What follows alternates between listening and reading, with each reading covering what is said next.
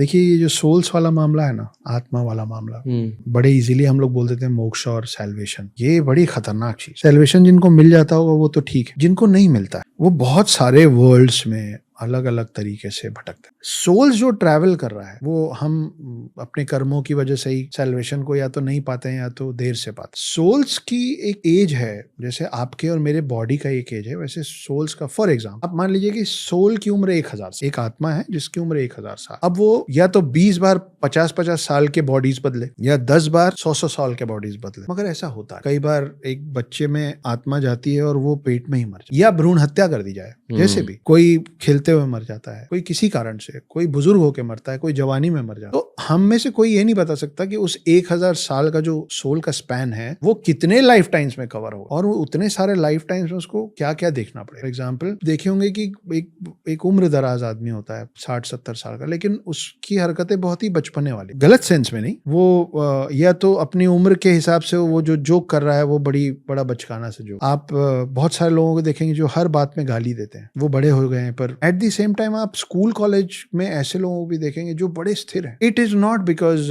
उनकी परवरिश कैसे, क्योंकि ऐसा भी हो सकता है कि उन्हीं के फादर से आप मिलेंगे तो आपको लगेगा कि यार ये ज्यादा समझदार है पिताजी। वो जो फादर का जो सोल है ना, उनका ये बेटा बना इस बार। लेकिन अगर आप फादर के सोल और बेटे के सोल को कंपेयर करेंगे तो सोल की उम्र होगी 600 ईयर्स और फादर की एज का सोल की एज होगी कहीं 300 ईयर्स। तो कुल मिला के son is elder than the father the age of soul. अब ये क्यों मिले हैं, ये अगली बार फिर मिलेंगे, क्योंकि उसी को शायद कार्मिक कनेक्शन बोलते हैं। इस जिंदगी में मिले हैं, फिर अगले जीवन में ये कुछ और होगा, कुछ और होगा, लेकिन वो किसी ना किसी तरीके से देयर पाथ्स विल क्रॉस।